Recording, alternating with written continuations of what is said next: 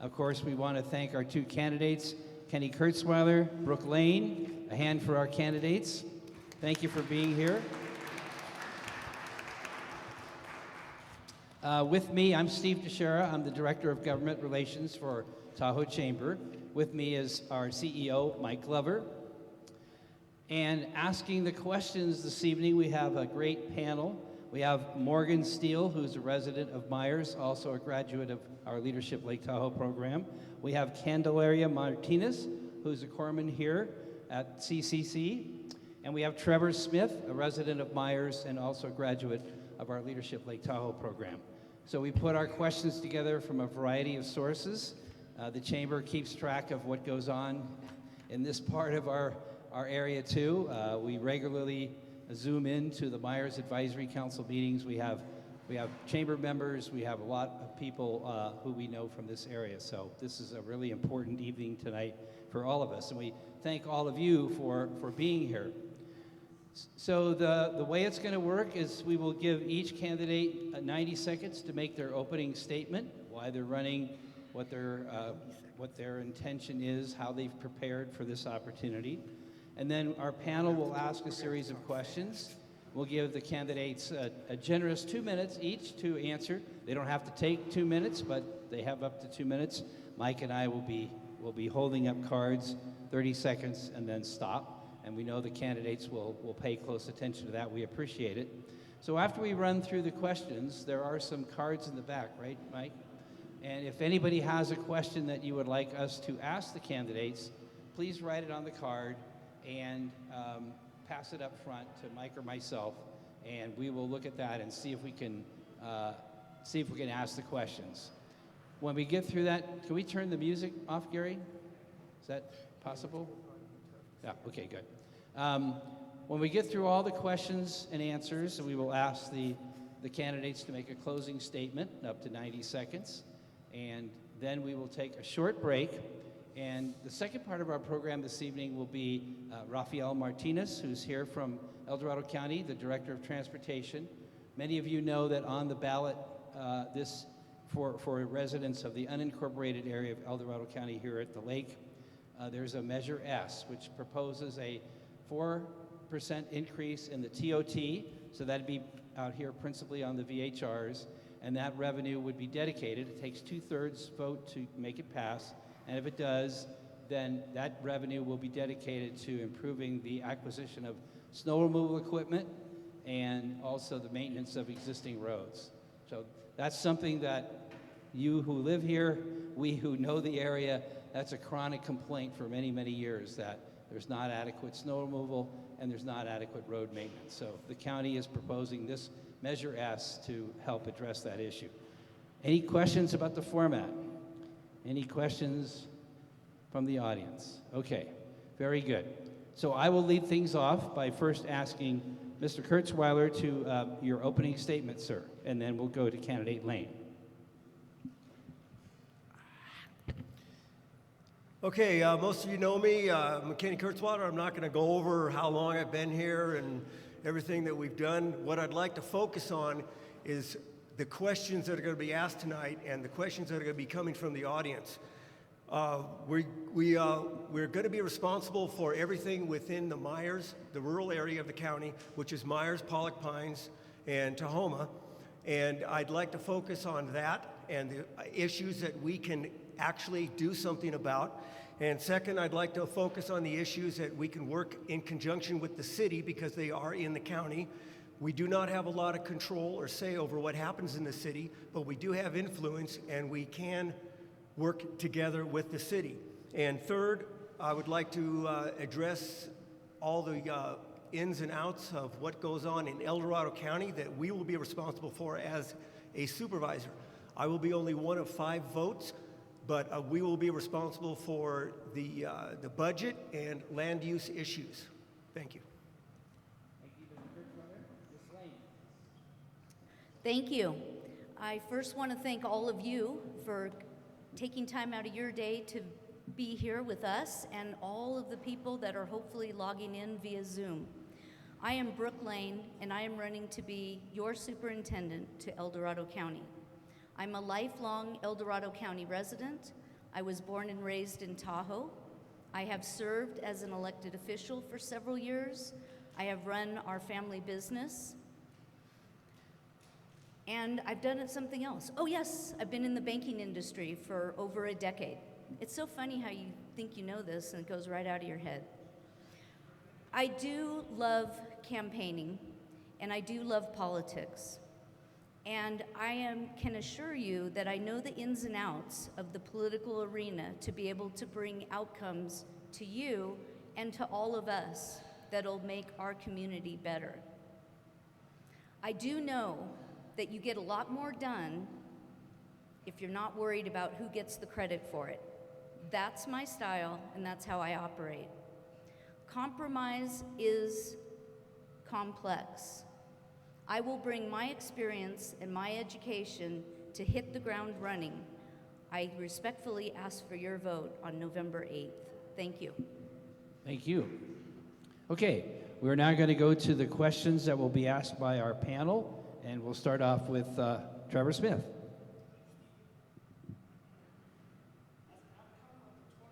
not working.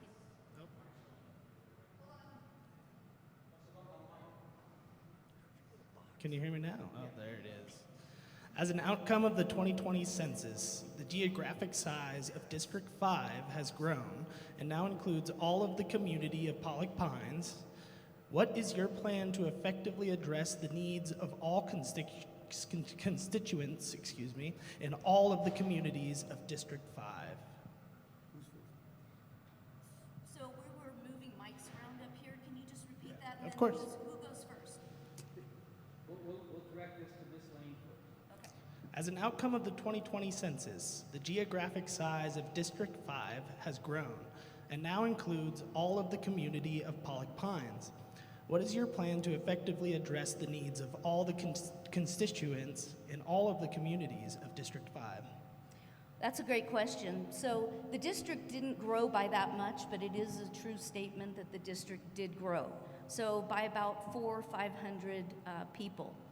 My plan for representing all of District 5 is to set up an advisory council with one representative from each of the 11 communities that are within District 5. We go from Pollock Pines through Whitewall, we go up to Strawberry and Kybers, Echo, all the way through Myers, through the city of South Lake Tahoe, including Fallen Leaf, Meeks Bay, and Tahoma. So each one of those communities would have one representative on the advisory council that I would meet with at least quarterly or more often as issues arise. This works a little better. Okay, yeah, Brooke's correct. We do have quite a few communities, and it does go a little farther down from Pollock Pines into a portion of Camino. And when they did the boundary assessment lines, that was based on population.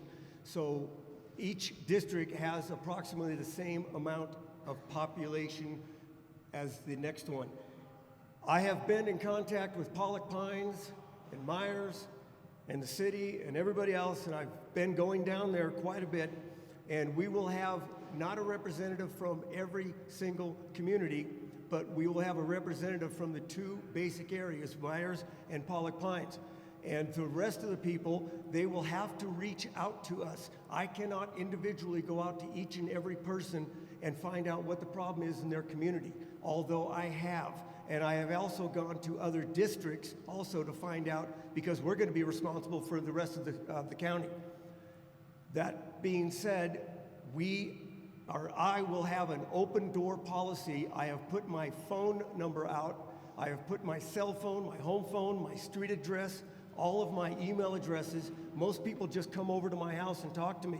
They never have a problem in contacting me. I have been contacted at 8:30 on a Saturday night with problems, and I'm not an elected official yet I will help them. I will help each and every person that contacts me, because I don't understand the problems in their specific area until they reach out to me and explain the problems, and then we can work together on a solution. Thank you.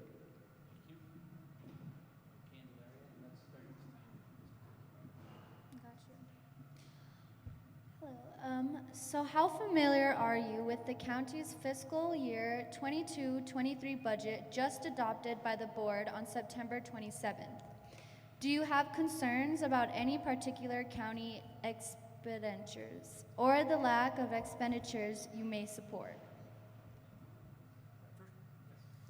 Okay, I've read the budget, and yes, I do have some concerns that are out there.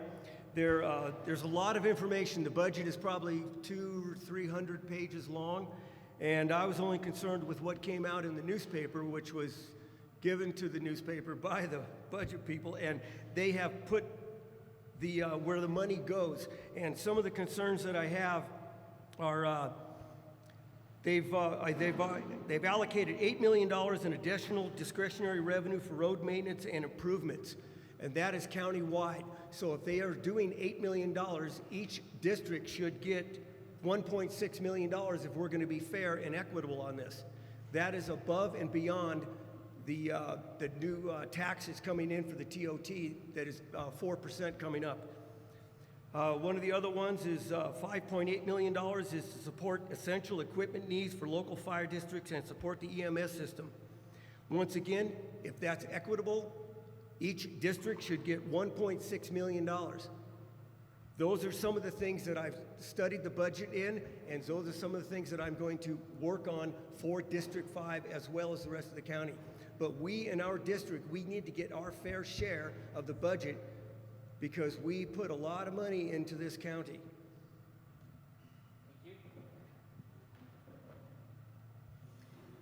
Yes, the budget that was adopted recently by the Board of Supervisors for the 22-23 fiscal year, which is the year that we would be a part of, either Mr. Curtzwiler or myself.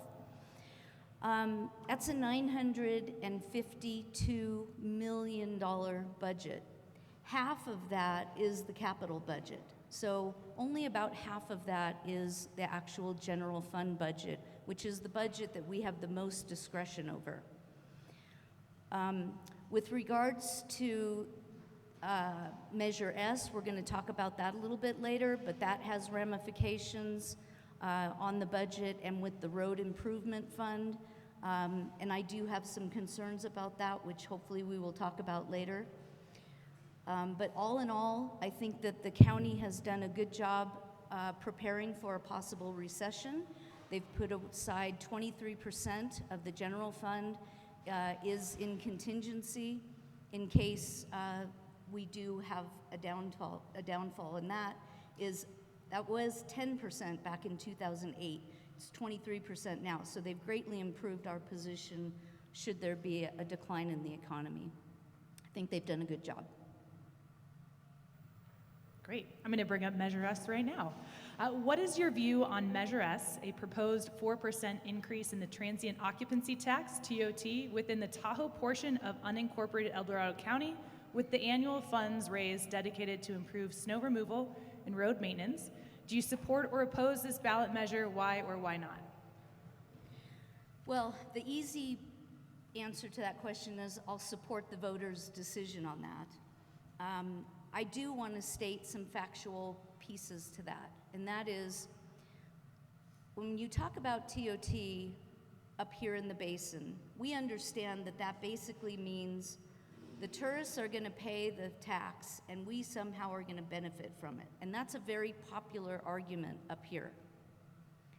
My concern with Measure S is that currently, the general fund is subsidizing the road maintenance fund, and the reason why it is, and I'm sure that Rafael will explain this much better, but the reason why that is because state and federal tax dollars, gasoline tax dollars, are decreasing.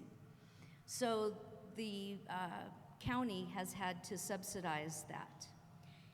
If the basin portion, if we pass Measure S that's before us, they estimate that we will probably raise around $2.5 million.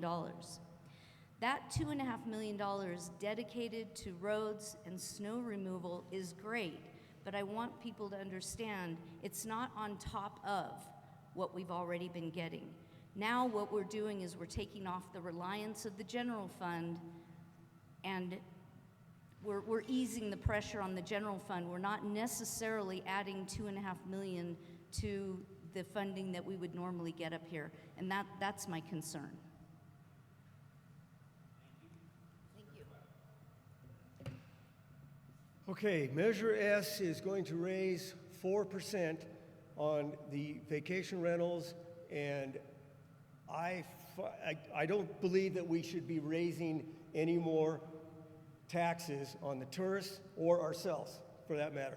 As a personal voter, I would vote no.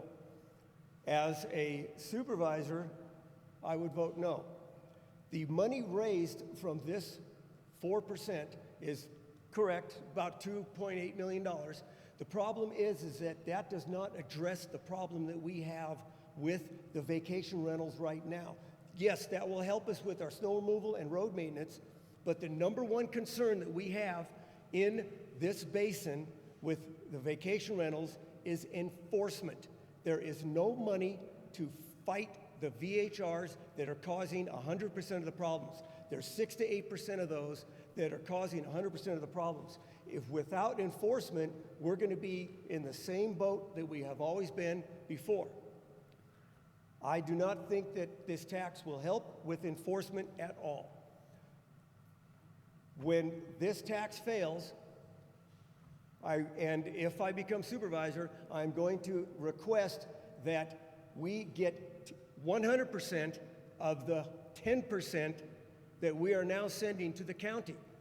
That money is generated here. The tourists that come up here, they're using our roads, they're using our facilities, and we're overextended. We cannot keep up with the infrastructure that we have now. And the best way to do that is enforcement. So number one, we need to go with enforcement first, then we can handle all the other problems.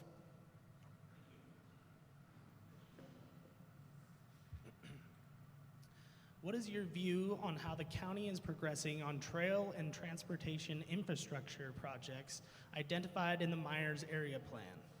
Recently, there was a groundbreaking ceremony for the San Bernardino Class 1 bike and multi-use path to include a bridge over the Upper Truckee River. The county is also moving forward with plans to construct a roundabout at the intersection of Highway 50 and Pioneer Trail. Do you support these projects? What other trail and transportation projects in the Myers area should be priorities? Okay, I saw that the bike trail, and that's a great thing. It's going to enhance our area, and it's going to improve the transportation for the people that are walking. I mean, if you come out here into Myers and you look at the bike paths that we have now and the existing ones, including the ones going down Sawmill, everybody's walking down there, everybody's riding down there. It's a great thing. Yes, I am all for the bike paths and the walking paths that we have right now. The Myers Area Plan, I'm not sure how we're going to incorporate that into what's going on right now. The Myers Area Plan has not been updated since Norma Santiago was a supervisor here. If you go to the TRPA website and look up the Myers Area Plan, you will see that her name is still on the plan. It has not been updated.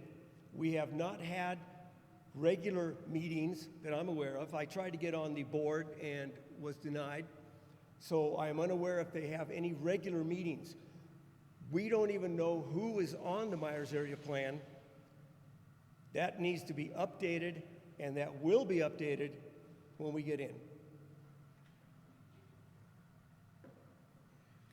Just a point of clarification, the Myers Area Plan was recently updated and adopted by TRPA in 2018.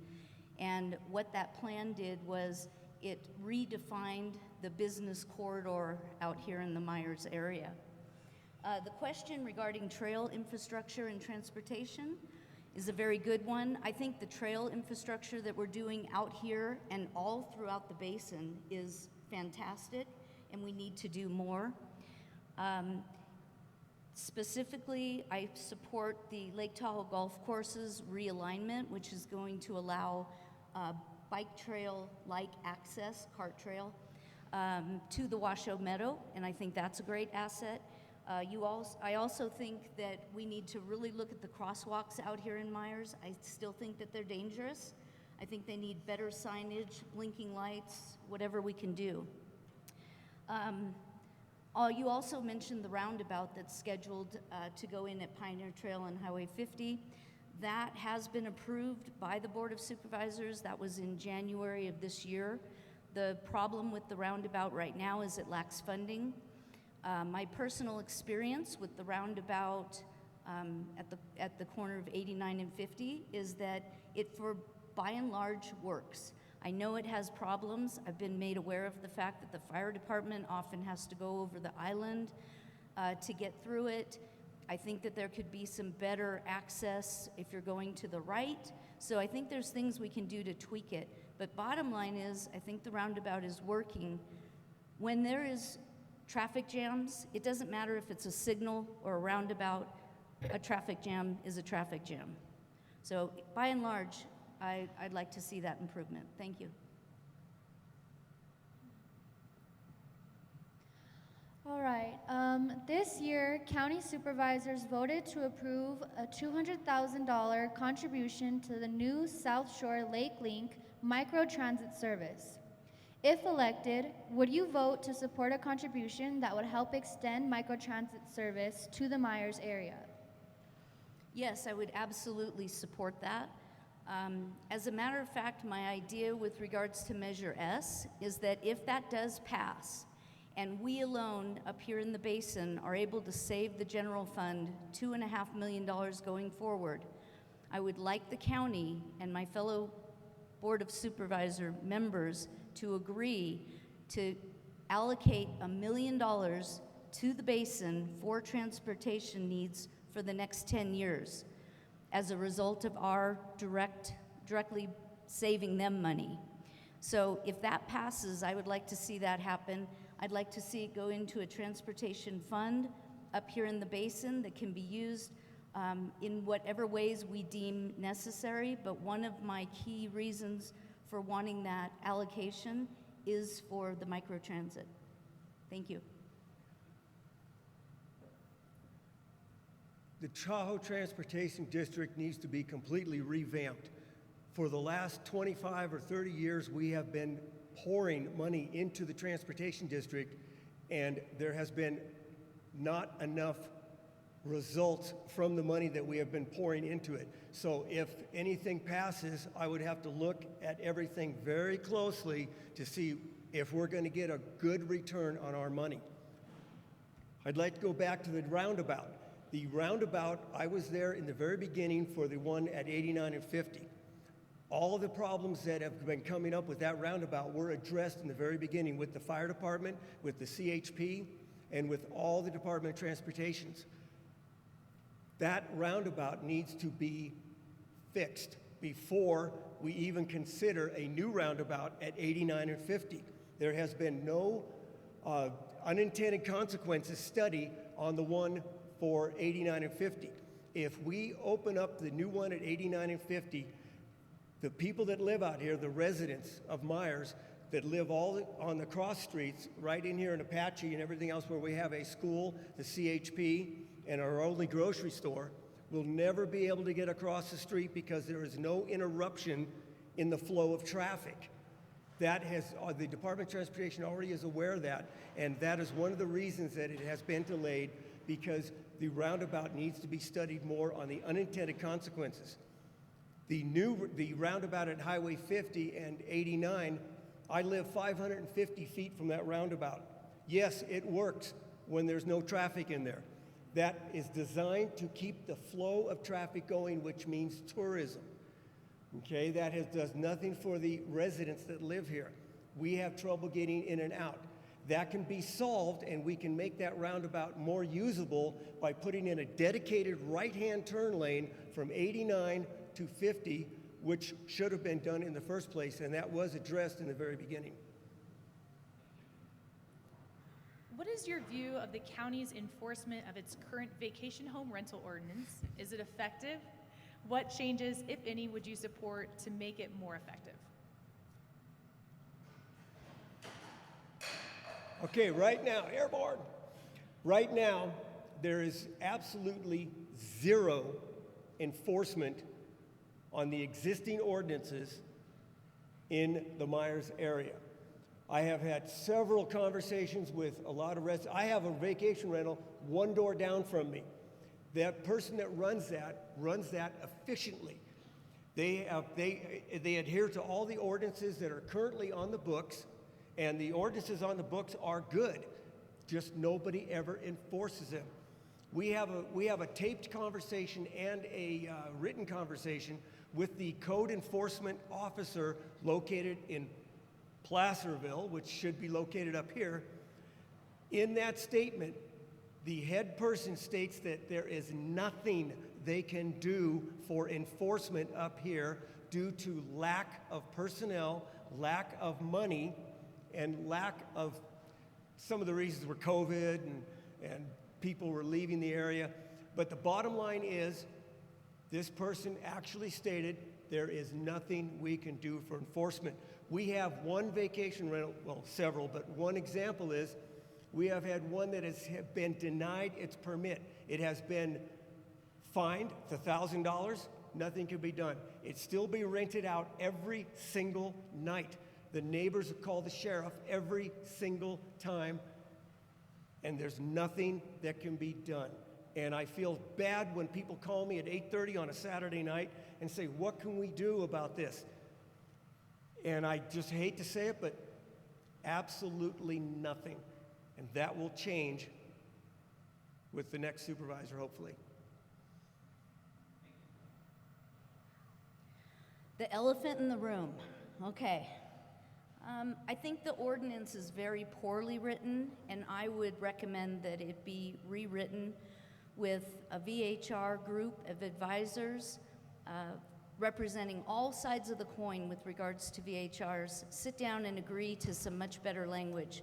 An example of why I don't feel the ordinance itself is well written is it uses words like may. If you have more than 3 violations in an 18-month period, your permit may be revoked. Those are difficult, well, that's unenforceable. So we need language that gives all of us residents in the area comfort that their rules are understood, they're black and white, and they're strictly enforced. The enforcement piece of it also needs to be local. We need at least 2 or 3 enforcement officers, and we need them to work hours that help us. For example, 6 p.m. to 2 a.m., Thursday through Sunday, however we work it out. But we really need to bring drastic enforcement to this problem that has continued to plague, especially the unincorporated area, as a ramification of the city banning them altogether. If enforcement doesn't work, then we'll have to look at other potential resolutions to this problem. Thank you. There are currently 2 vacancies on the Myers Advisory Council. There has been concern expressed by members and in the community that the council should be allowed to consider more substantive issues and receive a greater level of engagement from the county. If elected, what would you do to alleviate or elevate the role of the Myers Council and its role in making recommendations to the Board of Supervisors? Okay, thank you for that question. I have participated in via Zoom. I have watched several of the Myers area plan, the Myers Advisory Council.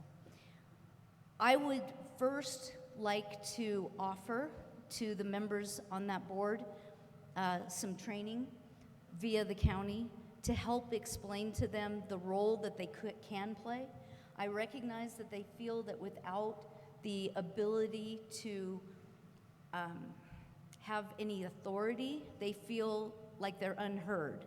But really, I saw how they participated with the cannabis issue, and I saw how the Planning Commission at the county level took that issue on, and they really were thoughtful about what the Myers Advisory Council had come up with, and they were very strategic in trying to make sure that that voice was heard. So I don't think it's a matter of having authority or not. I think it's a matter of understanding what you can do within the constraints of your board.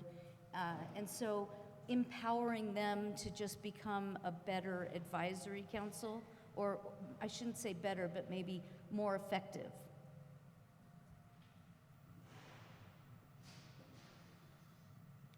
First off, the Myers Advisory Council needs to be completely revamped also. We need to get residents on there that care about the community, and the residents that are on there right now, they do care about the community. And yes, they do feel handcuffed. That will stop if I get in. The buck will always stop with the district supervisor in this area. This district supervisor will attend every single meeting of the MAC and will be involved and will not let anything happen without us knowing it. Too many times in the past, things are taking place without the supervisor's knowledge, and by the time the supervisor finally figures out what's going on, it's almost too late. I will be at every single meeting. Going back to the VHR ordinance, 4 years ago when I ran, I went and I met with the Board of Realtors. I met with vacation rental property managers. I met with vacation rental owners. I met with the neighbors that live next door to these places. I met with the people that own them. And I also met with several real estate agents, and we all sat down and we came up with an 8-point plan to alleviate some of the problems and come up with a document that will cover everything that we need to do to enforce the rules and regulations on the VHRs. I have a copy of it. I'll be more than happy to share it with everybody. Every single real estate agent, property manager that looked at this agreed with what was going on. And I did this 4 years ago, and it is a living document, so it can change. But there are certain items in here that will not change. One of them is to get rid of the 6 to 8% that are causing 100% of the problems. I said that directly to the real estate company. I said, you guys need to have some sacrificial lambs, because if you do not get rid of those, they're all going to be gone.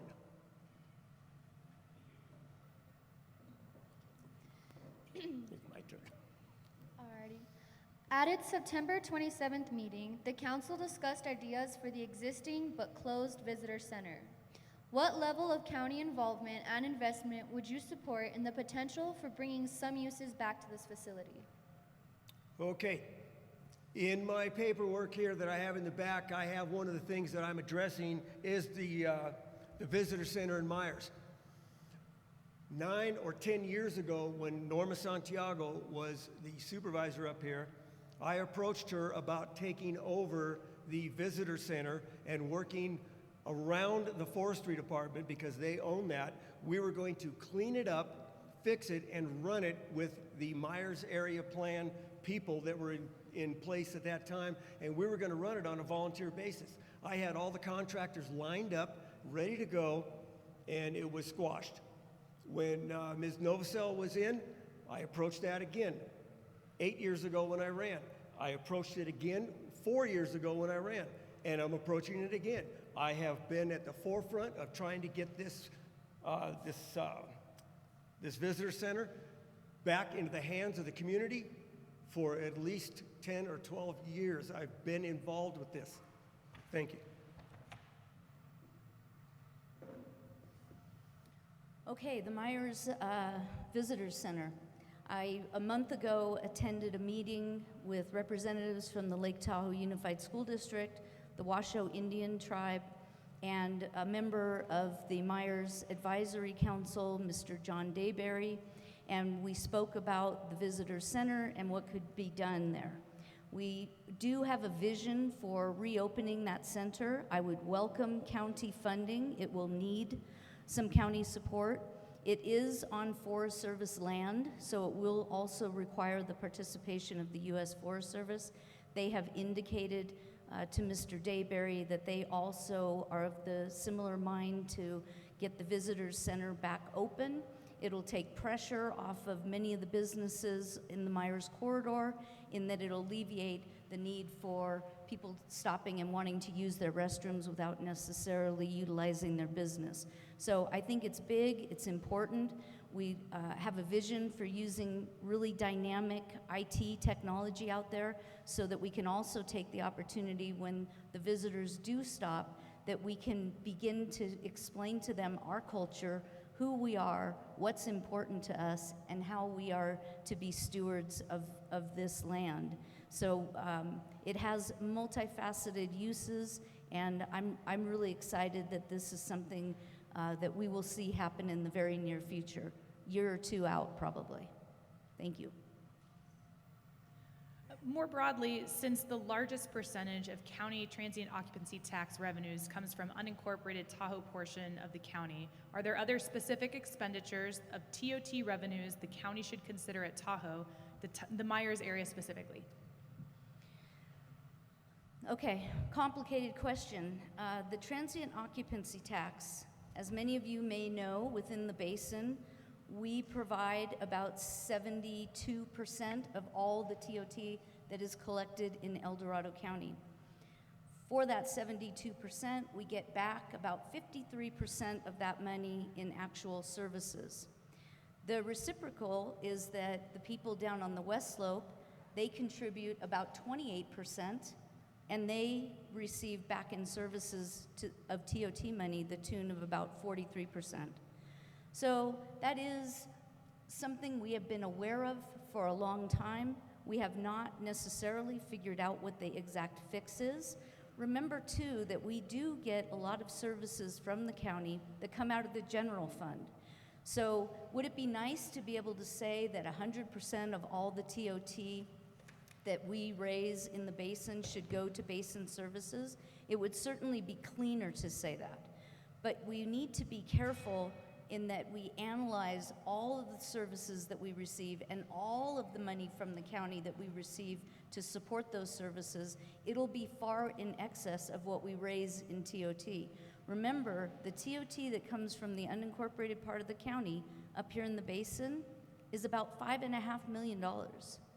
So if you just look at the sheriff's department presence here in the unincorporated part of the county, their budget will exceed what we give in TOT. So it's a mixed bag, and it's not a clear answer, but it's something that I will continue to work on every day if elected to try to square that up a little bit. Thank you. Could you repeat that? Yeah, absolutely. Since the largest percentage of county transient occupancy tax revenues come from the unincorporated Tahoe portion of the county, are there other specific expenditures of TOT revenues the county should consider at Tahoe, the Myers area specifically? Okay, right now, 100% of the TOT goes into the general fund. Once it goes into the general fund, it can be allocated for anything. We have been, in the past, we have had trickles of money come back up here to the basin, and that's not enough. I will go back to the exact thing that I said before. We need 100% of that 10% to take care of everything up here. Some of the money that goes from our TOT in this area goes down to the El Dorado County Chamber of Commerce. It goes to the Tahoe Prosperity Center. It goes to it goes to the veterans, which I agree with. I'm a 20-year military vet, so I agree with that.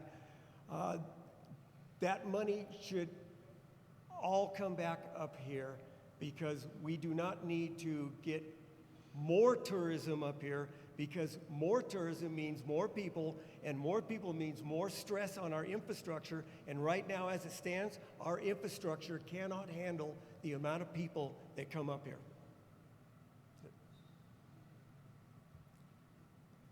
A significant amount of cannabis tax revenue is now expected from the retail cannabis stores approved by the county in Myers. Do you plan to advocate for this revenue to stay in Myers? Do you have ideas about how the money might best be spent? Yes. 6 years ago, I tried to open up a cannabis store, marijuana store in Myers, and I was turned down by the Board of Supervisors. We were going to put it right across the street from the CHP, that new building. I built that specifically for that. We anticipated $183,000 a month to start. Out of that money, we were going to dedicate 10% of the net sales back to certain community members and groups and nonprofits in the basin. 1% was going to go to the Boys and Girls Club. 1% was going to go to Barton Hospital for the mental health, and the other 8% was going to be distributed. I've already talked about this. We've already laid the groundwork for this. And when the city was going to open up their marijuana stores, I actually was going to open up another one and was turned down there. But all of the ideas that they came up with for the distribution of money came from the original business plan that we had 6 years ago.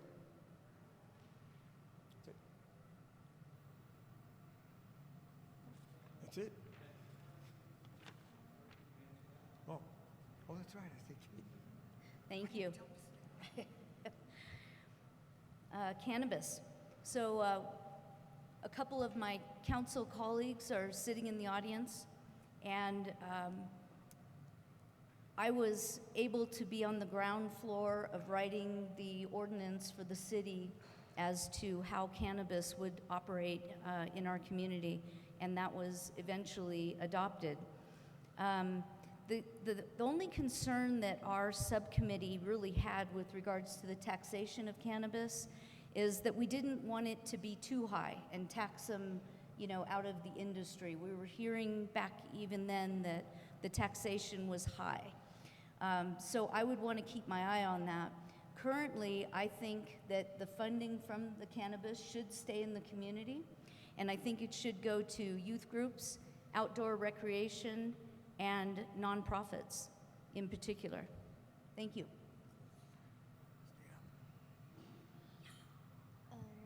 Alrighty, so this question is pretty long, so bear with me, okay? Okay, thank you. So the city of South Lake Tahoe has engaged a company called Finance DTA to study the financial and related opportunities or implications of a potential annexation of one or more portions of unincorporated Tahoe areas of the county into the city.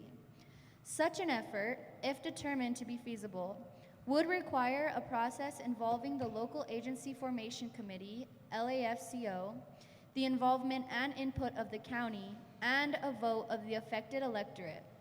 Do you have any thoughts about a potential annexation at this point in time? Thank you. The city initially started looking at the Black Bart area in particular, because half of that neighborhood is in the county and half is in the city. And there was some just common logic sense to maybe annexing them into the city.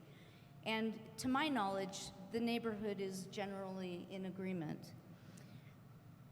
Later on, it became plausible to look at, well, what would it look like if we annexed all of the unincorporated part of the county into the city, and would people want that? So the second part of the question, we don't know yet.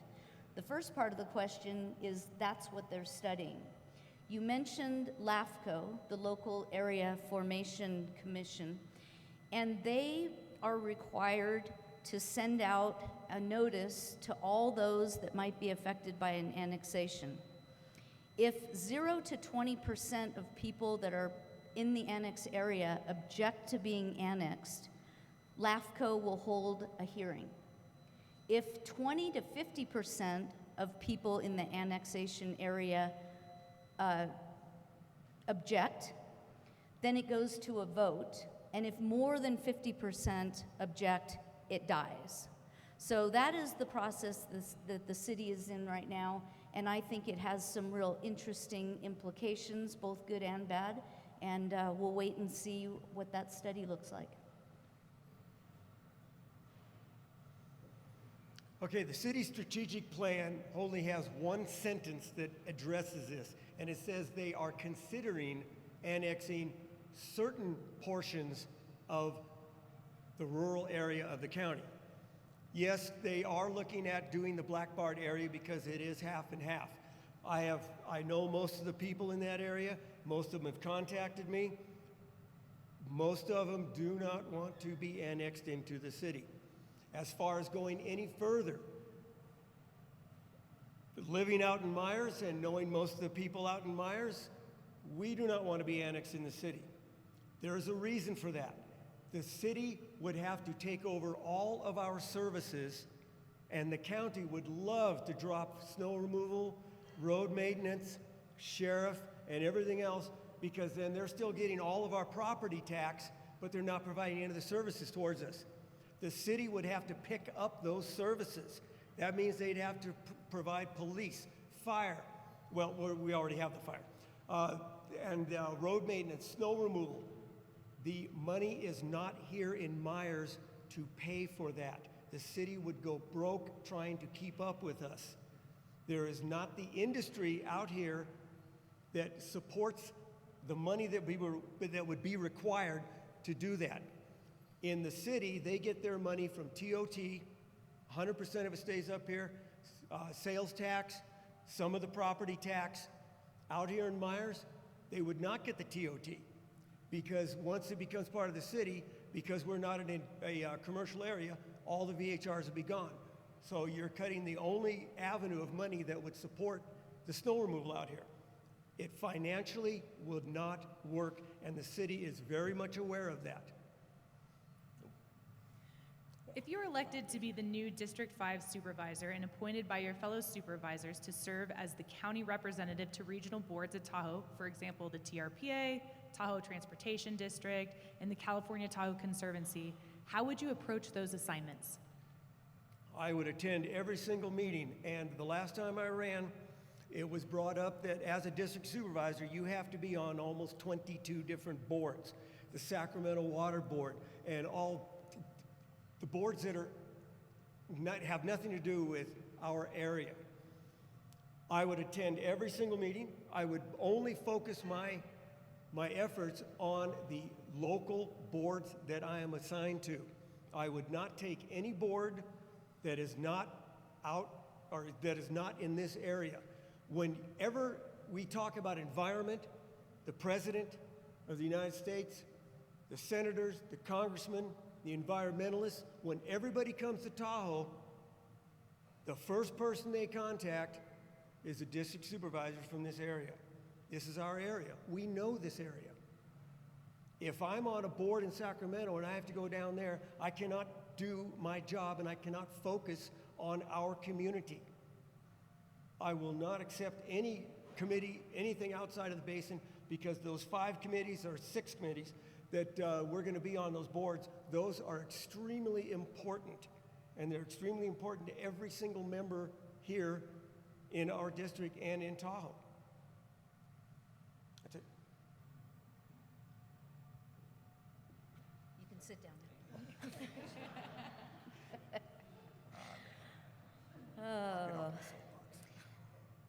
I have had the good fortune of serving on the Tahoe Regional Planning Agency. I've served on the Tahoe Transportation District and the California Tahoe Conservancy, and they are all very important agencies to the city's and the county's ability to really get some things done in the basin. Very important committees. I have an idea though, and that is, I think we have some very talented people in the basin who have run for office, for example, that have some very good talents. And I would want to look at, am I the best person to serve on those boards? Or are there people in our community, for example, Jeffrey Spencer, who has spent a lifetime in transportation? Maybe he would be a good person to sit on the Tahoe Transportation District. So I'm looking at all the options, but yes, they are important, and I will support them whether I serve directly on them or whether I ask somebody to serve in my position. Thank you. Yeah. We're going to go to a couple audience questions now, thanks to those of you who brought some up. And we'll start with Trevor, and then Candelaria, and Morgan. And if anybody wants to bring 1 or 2 more up, you're welcome to. What effort have you made to get to know your future colleagues on the Board of Supervisors? I have been in meetings with every single supervisor, and I have talked to every single supervisor. I have called previous supervisors to get their take on what it takes to be a supervisor, and it's pretty enlightening talking to the past supervisors. I have also gone down to other districts in the area, and I have met with the other people in the area because of the land use issues. That's how I would do it. And now that I've answered that, I had somebody come over to my house earlier, and they wanted to guarantee that they got a question asked, and I said I would take care of that question, so I'm going to use this time to do that. And the question was that the county just bought a $7.5 million Barton building over there on Emerald Bay, and they're going to be moving all of their offices over there. Is that a good deal for the money? I think they overpaid for it, but the problem is that the building that they're in now over on the lake side is falling apart. They figured that it was going to be $10 million to tear that down and repair it. So for $7.5 million, they're getting a 17,500 square foot building in the city and doing that. They will also have all of their offices combined in there. On one hand, that's a good deal, because now we have an office for our enforcement officer to be here located in South Lake Tahoe. Also, they are doing their due diligence on the building. That means they're going to study if it's feasible, if the building's going to stand or anything like that. And a lot of people think that the building's falling apart. I was the one that did the demo for that building, and I've already contacted the contractors that did the remodel to that building. That building is brand new, and there are absolutely no problems. I've been in contact with our CAO, and I will be involved with doing the due diligence on that building since I was the one that took it apart.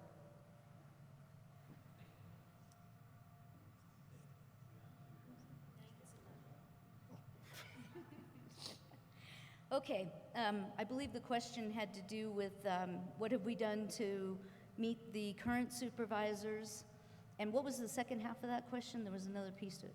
Just that was the main one? Okay. I have met Ms. Thomas.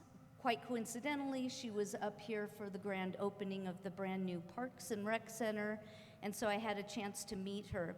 I have not gone out of my way to meet the current supervisors because I think it's presumptuous.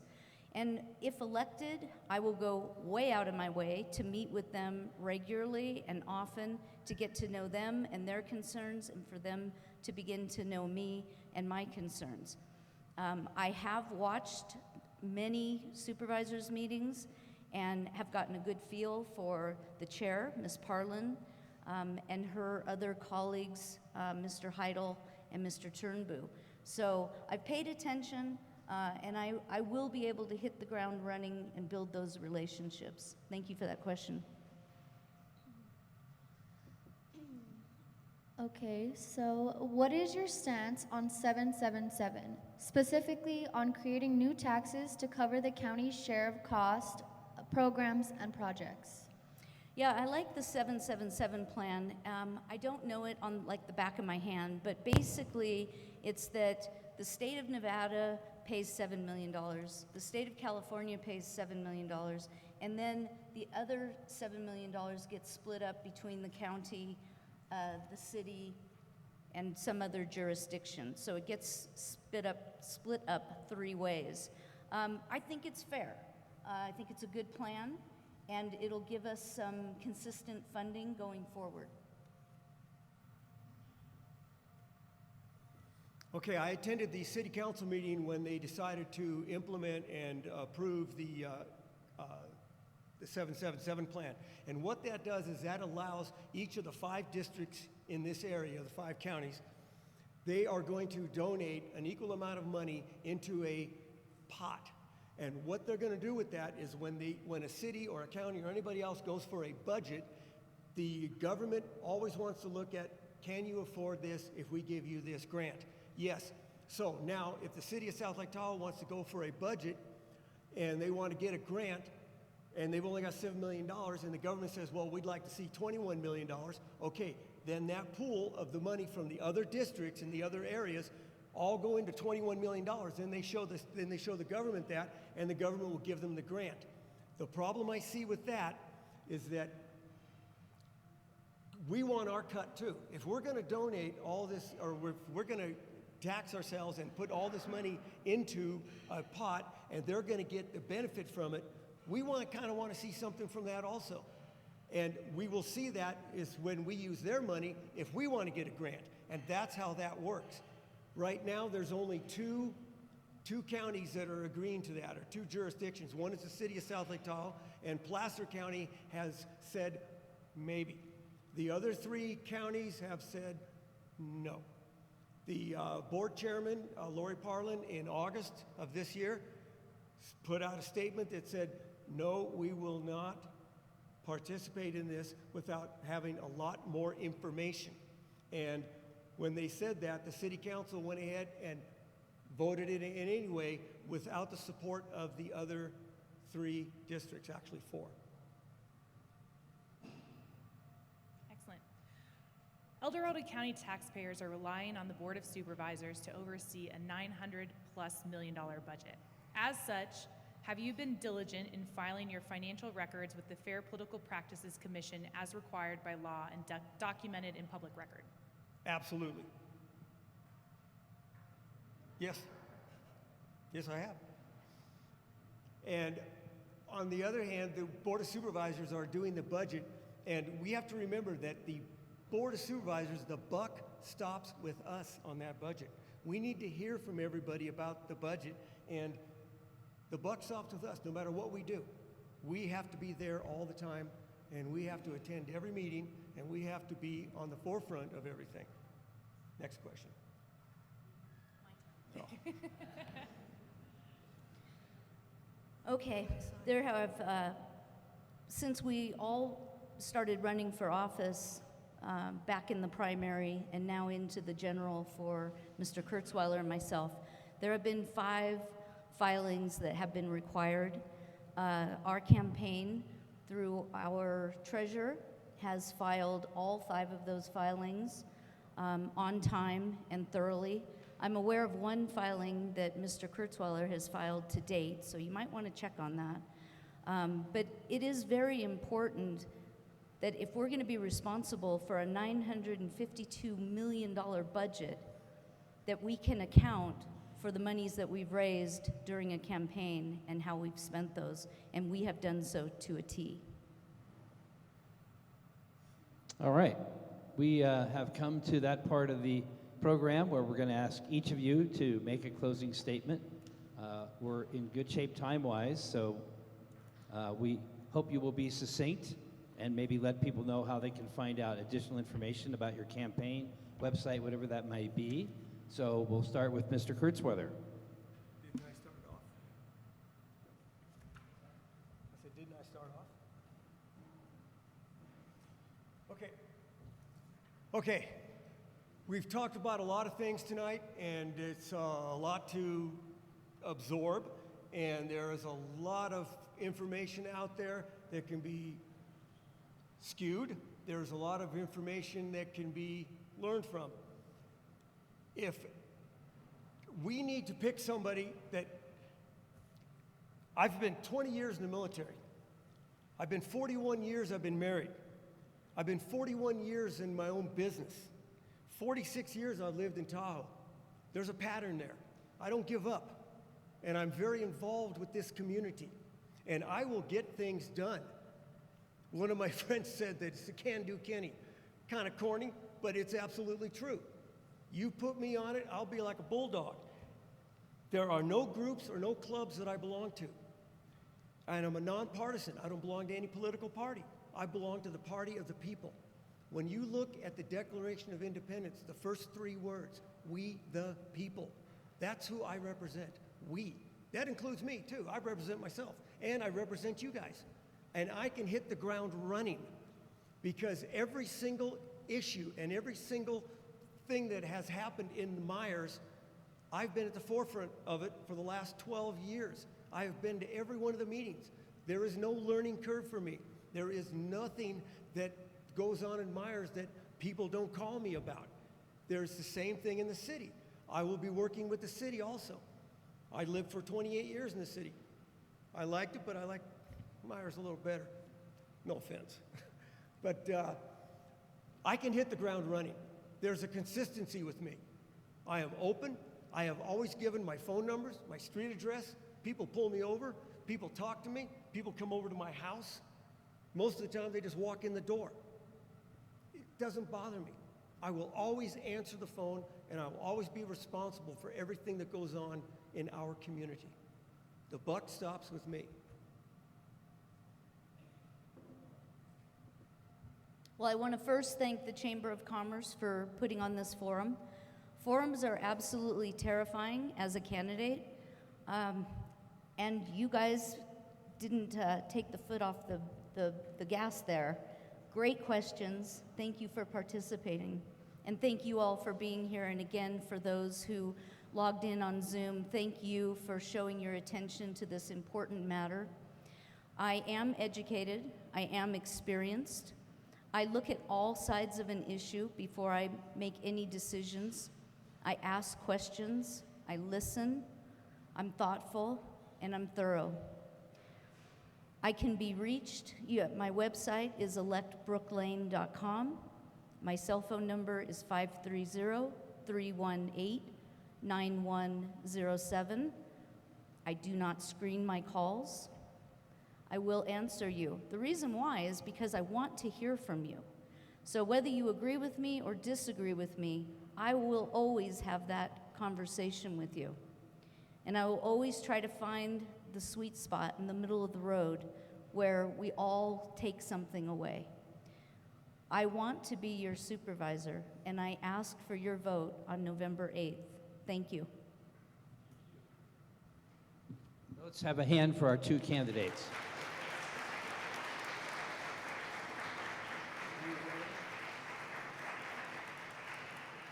It's like, okay, what are you doing tomorrow? There's no forum. It's like every night almost, right?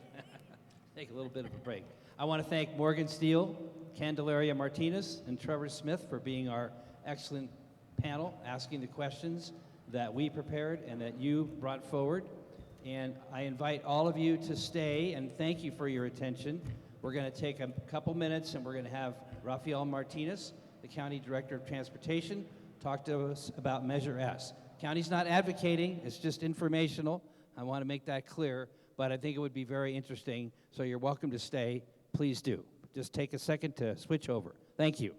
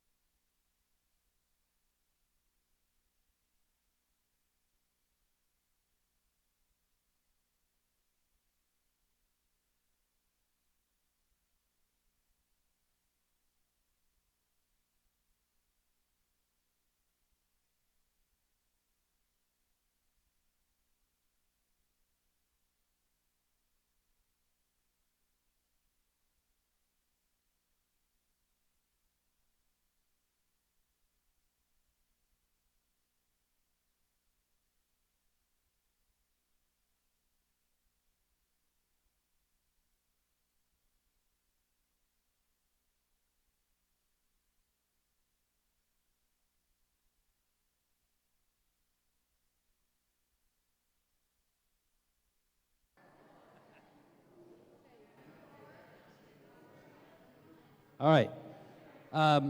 Thanks for, if you have any conversations, you're welcome to take them outside. Okay. All right. So thank you again. We're going to have part 2 of our program now. And I mentioned before, we are glad to have Rafael Martinez, the Transportation Director for El Dorado County, going to talk about Measure S. So please give your attention and welcome Rafael Martinez. Good evening, everybody. Thank you very much, Steve. Greatly appreciate that welcome. And welcome all of you. As Steve said, my name is Rafael Martinez. I'm the Director of Transportation for El Dorado County. And I'm going to be speaking to you about the county's budget as it relates to the road fund. I will go a little bit into Measure S, but as Steve said, I'm not here to advocate for it. I'm just here to educate the public. So with that said, I'm glad Brandy already got my slide presentation up because she said if I didn't, I was going to have to tell a joke. And I'm a much better engineer than I am a comedian, so I'm glad that didn't have to happen. So Brandy, next slide, please. Okay, so I'm pretty sure everyone is well aware of the fact that transportation, we fill your potholes and we do your snow removal. But what a lot of people don't realize is that we actually do a lot within the county. Not only are we responsible for repairing the roads and snow removal, we also do traffic engineering, we do land development, we do fleet, as well as a lot of the environmental aspects that are up here in the basin. But for today's purpose, Brandy, hit the button. We are going to be focusing on the budget as it relates to the road fund and how that is associated with the maintenance in El Dorado County. Next button. As you can see here, this is all of the infrastructure that we in DOT have to maintain on a yearly, monthly, weekly, and daily basis. We have over 80,000 either items, linear feet, square feet, miles of infrastructure that we have to maintain. Next button. But of course, the part that everyone is most concerned about and most interested in is that of the maintenance of our roadways. And all of that is done, next button, with just 63 employees in the entire county. And I'm going to refer to this 63 number a little bit later on in my presentation because it's going to give you a little bit of relevance later on. Next button. So I mentioned we have about 1,100 centerline miles of roadway in the county, but some lanes are 2 lanes, some lanes are 3, some 4, some are 5. So if we were to add up all the lane miles in El Dorado County, we would have 2,800 lane miles. So if you could imagine a 1-lane road from all the way from the west coast to the east coast, 1-lane road, that would be the amount of roadway infrastructure that we have in just our county. Now, that equates to approximately $1.8 billion, that's with a B, billion dollars of roadway infrastructure that it belongs to our county.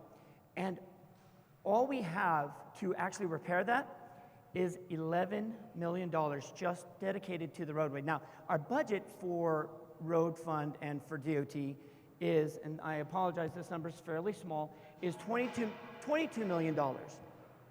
And so of the $22 million, half of it goes to repairing the roads. And once again, I'm going to refer to this $22 million budget that we have for the roadway for DOT a little bit later on in my slide presentation. Next button. So as I stated, in 2021, we got $22 million dedicated to the road fund.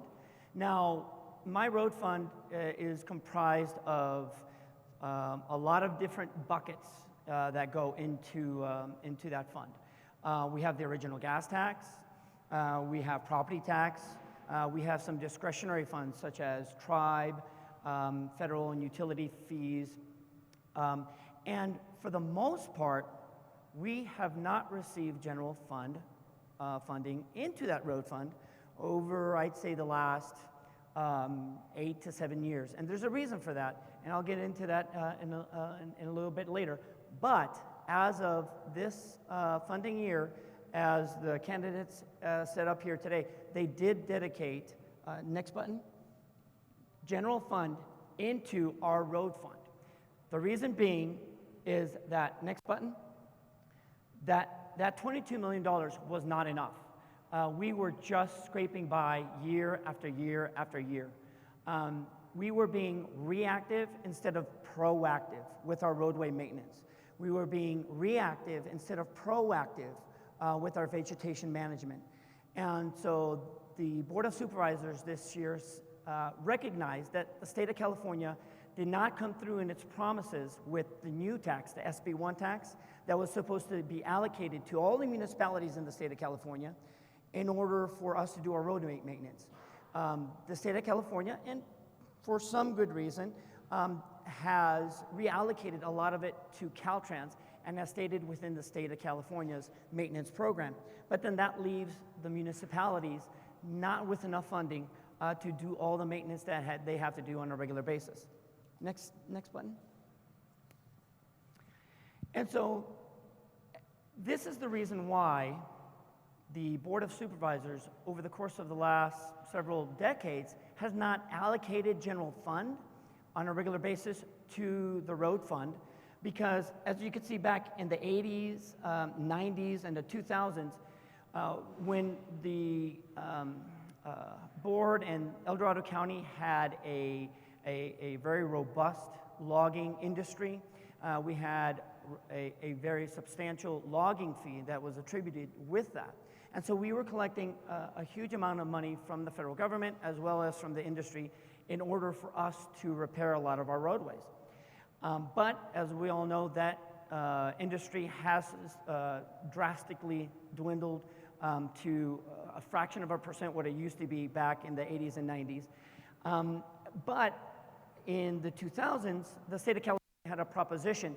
It was a bond measure that actually gave municipalities millions of dollars in order to do one-time road maintenance projects. And this was good for the 3 years that they allocated that funding to us. And as a matter of fact, in the year 2012, the El Dorado County Department of Transportation had a $14 million surplus. We actually had $14 million in our coffers that we were out buying additional equipment. We were actually staffing our employees list with substantial personnel to do all the snow removal needed to be performed. But once that funding mechanism dried out in 2013, we started seeing a consistent shortfall in our revenue stream. In significant particular aspect to that was in the 2017 rains and storms that had a significant impact to our infrastructure that had a $4 million, $5 million, and then $6 million deficit subsequent each one of those years in order to repair a lot of the roadways and the bridges and the culverts that failed during that storm damage. Now, SB1 was supposed to be the saving grace for a lot of the municipalities for us to be able to become whole again, for us to patch that funding that has been decreasing with the decreasing gas tax. But as you could see, and everybody's well aware, with the inflation, with the increased road maintenance costs that have gone through the roof over the course of the last 10 years, it just hasn't been enough and didn't equate to what they anticipated, especially with all the alternative vehicles, to match up with the rate of inflation and the labor costs that we have materialized over the course of the last 10 years. And as you can see, that red line is the maintenance costs that have gone up, and then the bars are revenue that just hasn't matched up to what our deficiency has been over the years. Next slide. Just real quick, I wanted to give you guys all a brief understanding of roadway maintenance. This is the life cycle of a road. So as you proceed down throughout the years of pavement, and this could be a water heater, this could be your vehicle, this could be anything that needs maintenance on a regular basis. The more years you go out, the lower the life of that piece of equipment and or infrastructure starts to deteriorate. What you want to do is you want to maintain it on a regular basis so that then you can prolong that life and then begin down that life cycle again. Well, go back to the last, the previous slide, if you can, Brandy. So we have this deficit, as you can see right here. So what we've been doing is we haven't been maintaining our roadways and our infrastructure as we should when they need to be maintained. What happens is, next slide again, is we start going further down this curve. The further we go down this curve, the more costly it is going to be maintained. It's as if you don't change the oil in your vehicle because you're like, oh, I don't have the money this month. Oh, I don't have the money next month. The longer you prolong that maintenance, the more costly it's going to be for you to then have to repair your vehicle. The same goes for roadway maintenance. Next slide. And so when we started seeing the deficiencies of $1 million, $2 million, $4, $5, $6 million each year, DOT had to make some serious decisions and take some serious action to make sure that we stay solvent, we stay whole. The county's policy is that we have a balanced budget every year, and so when the deficiencies in the gas tax came about, when the Great Recession came about, the county asked all departments to make cuts in order to balance the budget. So we went from 2006, 83 maintenance staff down to, as you see here now, what I mentioned earlier, just 63 maintenance staff. With 63 maintenance staff, and that's the entire county.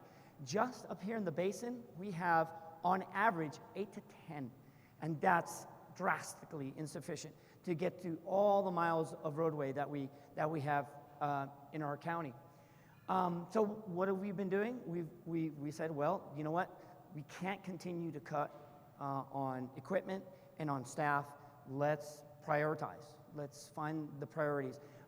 Bridges, guardrails, signage, culverts, because these are the big ticket items. If these fail, we've got some serious problems. Not to mention, these are hazards and safety for our motoring public.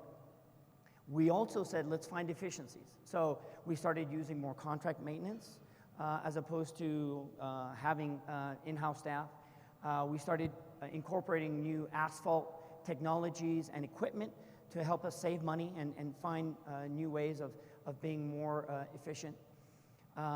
Ditching, we went to seminars and spoke with other municipalities that were using innovative ditching machines that were able to get us miles of ditching in one day as opposed to just hundreds of feet in a day. And it's those types of technologies and efficiencies that have given us a great efficiency ratio and has gone way up. But there's only so much water that you can squeeze out of a rock. And at one point, you just can't stretch efficiencies to the degree where you need to provide an acceptable level of service to our public and to our residents. Next button. So to sum it all up, we have a $22 million budget, which has a typical shortfall of $1 million. But that's because we are required to maintain a balanced budget. If we were to have a budget that was based off of level of service, of snow removal, roadway maintenance, roadway repairs, guardrails, and if we were, that budget, which correlates with inflation, was to maintain with inflation, our expenditures should be, and our revenues should be, $33 million. So in reality, every year we've had an $11 million shortfall in order for us to properly maintain our roadways. And that's why, unfortunately, a lot of our roadways have gotten to the degree and level of deterioration that has just now become unacceptable. And I've been raising that flag for the 5 years that I've been with El Dorado County. And this year, the Board of Supervisors finally saw my white flag saying, I surrender, I quit, you guys either give me money or I'm out of here. And they did. So next slide. So the Board of Supervisors said, okay, that's it. Enough is enough. We're going to give you, they gave me over $6 million of general fund. We don't want you to be reactive anymore. We want you to be proactive. And so then I told them, hey, that's great, but that's not enough. I need a lot more. As I said, I need $11 million to be able to provide an acceptable level of service, or I'm going down that life cycle to the point of no return where I'm going to get behind the 8 ball. And they said, okay, well, we'll give you $6 million now. Let's go to the voters and ask them if they can match that additional $5 million. So what the Board of Supervisors have decided is that they are willing to and have put on this November's ballot a Transit Occupancy Tax, a TOT tax, equatable to that is with all our surrounding communities. So Douglas County, Washoe County, Placer County, Amador County, Sacramento County, City of South Lake Tahoe proper, they all have a transit occupancy tax or a TOT tax of 14%. Ours is at 10%. They felt that it was time for it to go from 10% to 14% in the Tahoe area. That is Measure S. That would equate to $2.5 million in additional revenue that would only go to the Department of Transportation and would only go specifically to roadway maintenance and vegetation management. Now, in the West Slope, they realized that the usage and the transit occupancy tax isn't as great, so they are proposing to just raise that to $12 million, 2% to 12%, so a 2% increase on the West Slope, which would benefit the West Slope by $300,000 on the West Slope. So as the candidate said up here, that $2.5 million would go strictly to roadway maintenance. And as I am the Director of Transportation, I am going to continue to wave the white flag of surrender that we need to do more, and that all the TOT, the general fund and the TOT that they've given me in the past continue for subsequent years, as well as that $2.5 million, so that we can continue to start making the improvements that are so needed in our county, that the snow removal, so that you guys don't have to call my maintenance hotline and say, how come we haven't seen the snow plows yet? How come that gate was broken, and how come I got a snow berm in front of my driveway? My staff don't like hearing those phone calls from you guys.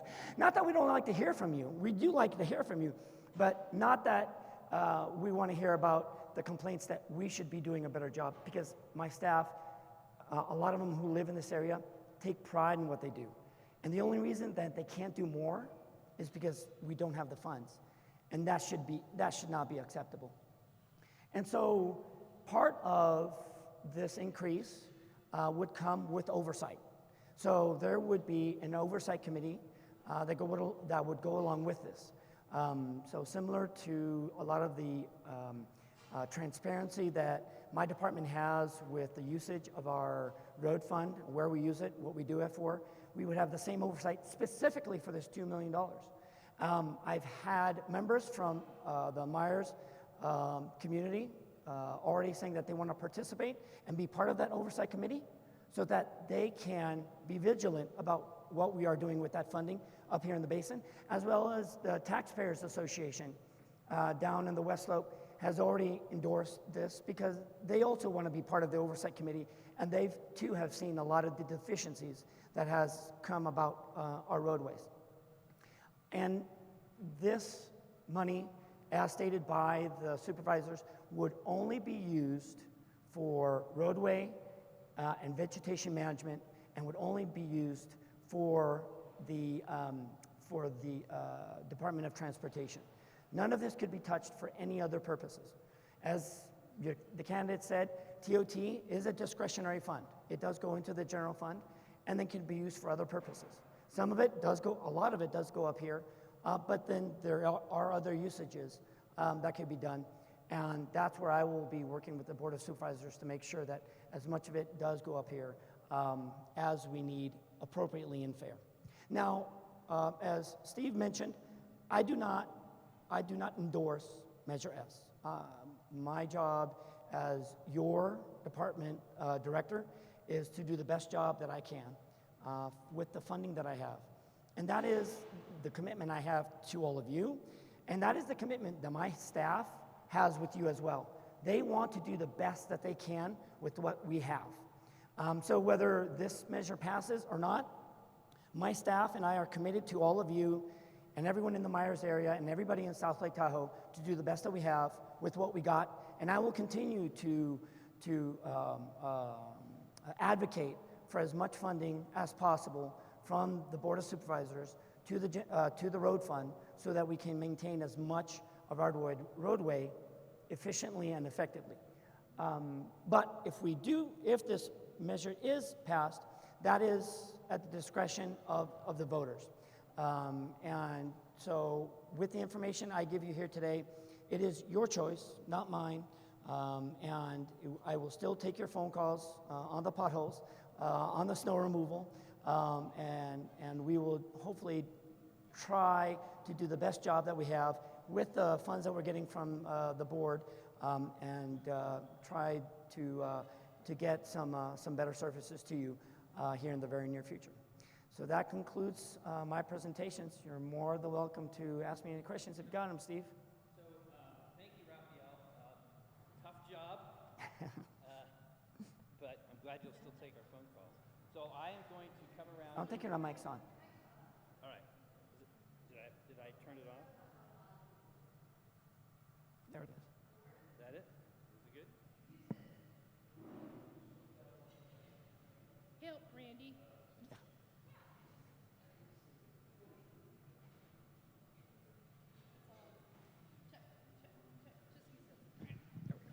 So I wanted to thank Rafael, and I will come out to the audience and give you the mic so you can ask some questions. So this young lady over here had her hand up.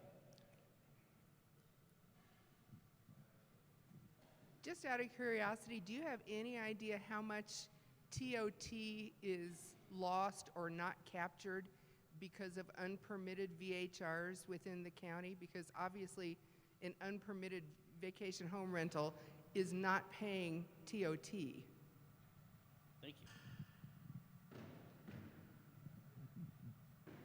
That is a very good question, and as a matter of fact, unfortunately, I don't have that answer, but I can tell you that in my attendance at all the board supervisors meetings, that the TOT revenue has increased drastically over the course of the last 3 years because they have been enforcing more. Now, I don't know to what degree that is. I don't know what the percentage of the capture is, but I do know that they are getting better. They are working on it because that was a big deal back about 3 to 4 years ago when they started realizing that they were losing a lot of revenue that wasn't being captured. So very good question. Right. I can have my planning director look into that, and I can maybe get that information over to Steve. Yes, thank you for the question. Sure. The Wallaces have questions. Rafael, thank you so much. My question is, the problem that I see with this is that this money is going to replace the current money that's in the budget for roads and snow removal here in the Myers area and the unincorporated areas. However, we also have a plan to reduce the number of VHRs in this area, which will reduce the amount of TOT. So how does that jive? Because that 2.5 or 2.8 million that will be coming with the current situation will be reducing over the next 10 years probably, dwindling to almost nothing. And how is that going to then get infilled back from the county budget, or is it?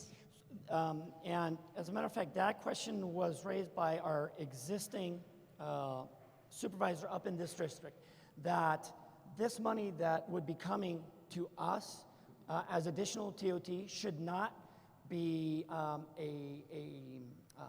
placeholder for a current general fund and road fund that is being allocated to this area. It should not be a replacement of it. It should be in addition to it. Now, as to the question which is related to yours, in terms of the number of TOT that is being captured, as I stated, they have recognized that capturing and making sure that that amount is justifiable, it has improved over the last 3 to 4 years. And I could only hope, and I can't speak to the CAO for that information in terms of what their projections are, but I can tell you that the 2.5 is a very conservative number, and that's the first year that they anticipated growing up subsequent years because of TOT and just cost of living going up. But now, obviously, I'm not the expert when it comes to that kind of financial data, so I'm sorry I can't answer it specifically. Okay, this gentleman has a question. Doug Clymer and Myers, and I kind of find it hard to believe with the $952.6 million budget, they couldn't find another $11 million for one. The other thing is if it went up to 33 million and all that 33 million wasn't used, is that going to be a rollover maybe into the next year's budget? So you could always have surplus funds maybe for that budget, that item. It just seems if you can't get the tourists up here, but what happened last Christmas, other than bad PR for our community, if you can't get them up here, how are you going to get TOT tax? And I think that that's a major service that this area deserves, is good roads and clear roads. I completely agree, and of the almost $1 billion budget, I wish a lot more of it went to my department, because that means I could do a lot more, and you guys would be smiling a lot more at me right now. So by all means, if you guys cannot advocate to not just your current supervisor, but it is a 5 supervisor committee, it is a committee's decision, as well as all the other aspects of the county that I don't have privy to, but there is sheriff, there is library, there is probation, there is child protective services. There's a lot of aspects that go into the county that I know is important as well, being able to provide safety and other benefits that the county has that I'm sure the CEO can give a lot more better detailed information as to where all the pots of money go to, as well as it was mentioned up here, saving for the rainy day. Many years ago, they didn't save for a rainy day, and so when they got behind the 8 ball, it wasn't good. And so I believe that that's the conservative approach that they're looking for. But by all means, if you got a magic way of getting DOT more money, we'd be glad to put it to service up here in the Tahoe Basin for you. All right, any other questions? I'm sure Rafael will slowly walk towards the door. You can ask him other questions as he does that. But a couple of points. It's not just our supervisor that needs to go down and talk to the other supervisors. It's us. We need to be present. If you go to a supervisor meetings in Placerville, or if they're still doing Zoom, which is a great option. You don't want to drive to Placerville all the time, but you'll see and hear several people from other parts of the county consistently there, giving their views, and we need to do a better job from Tahoe on that. We just can't rely on one person as our supervisor to do it. We have to help them. So I just wanted to make that point. The Chamber Board did get information from the county, and they voted to support Measure S. I think you could see the math. The concern is making sure that when we put this new money on, the other money doesn't go out the door, and our supervisor and we have to help make sure that that doesn't happen. This does need to be additive. It does need to be additive. So a couple of members of our board who live out here signed the ballot measure in favor of Measure S, and also the rebuttal to the argument against Measure S. So I just wanted to put that out there. I really appreciate you all being here. Thank you very much for coming. Thank you, Rafael. Appreciate your time. And for the transportation director. And happy to talk to him on the way out, whatever. Want to thank again Brandy Brown and the production team from Tahoe Production House for their work. And our CEO, Mike Glover. Y'all have a safe travel home. Thanks for being here, and good night. Thank you all very much.